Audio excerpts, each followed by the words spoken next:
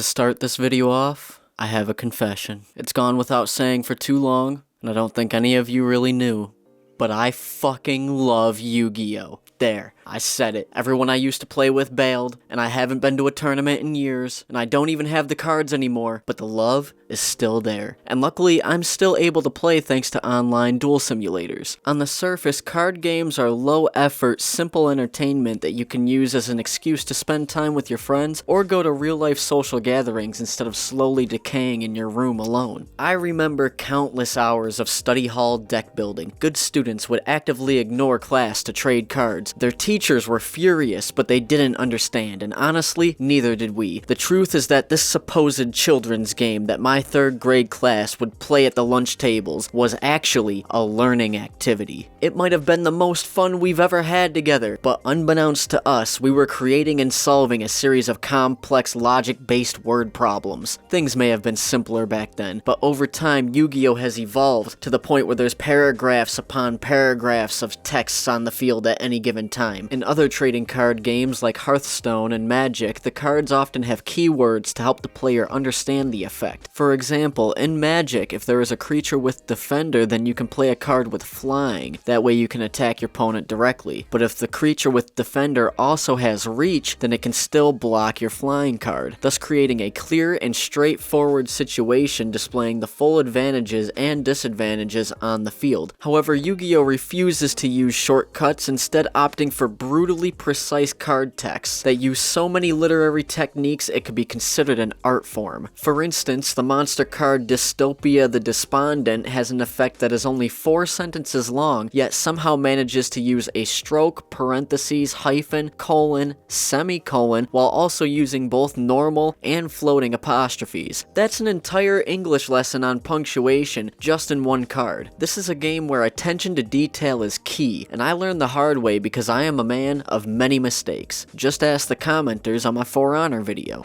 Back when I was physically playing Yu-Gi-Oh! I was using a Dark World deck, and there was a card called Snow Unlight of the Dark World, with a 2-part effect separated by a colon and semicolon. Given that the deck just came out, this effect ended up being really difficult to understand when its trigger conditions are met. Both me and some of my opponents would lead to disagreements on how it was supposed to be used. Fortunately, years later, I found this wiki page which made the concept way easier to grasp. The writing team for this game are actually pretty decent at fixing vague or overcomplicated effects through problem-solving card text reprints, trying their best to make sure it is at the fault of no one else but the player if there is a dispute in meaning. However, years later, and after countless hours of playing, I still end up making mistakes. Being that I am a filthy, disgusting casual player, I make a variety of non-meta decks. I'm constantly trying to figure out new ways to win aside from actually dealing damage. This includes using various mill loops to draw my opponent out, and one of my favorite decks, still to this day, Exodia, where if you get all 5 pieces in your hand, you win the duel. And trust me, it is way harder than it sounds. Mainly because there's an active effort to make sure that Exodia doesn't see competitive play. So when I saw that they made a new Exodia card with its own win condition, I spent hours trying to find the perfect combination of cards to ensure that I would get to use its effect at least once. It took me a total of 4 days and around 200 games to actually get the hand I thought I needed. It was my understanding that I had to destroy a dark, fiend-type monster that my opponent controlled, but I was sadly mistaken. See, the card's effect clearly states that I had to destroy a dark fiend monster that my opponent owned. So when I used the Exodia to attack the monster I gave to my opponent, it didn't trigger the effect. The owner of the card is determined at the beginning of the duel, which is why effects like Owner's Seal, which send control of a card back to the owner, are able to work.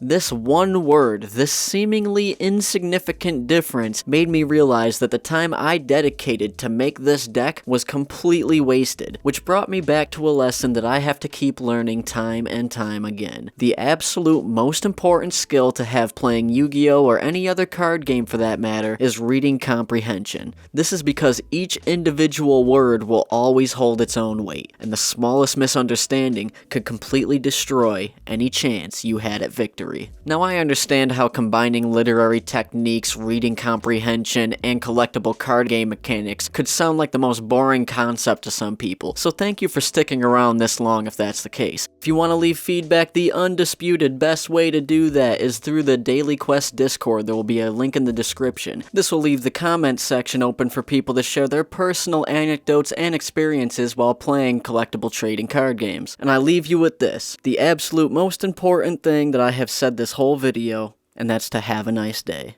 Peace out.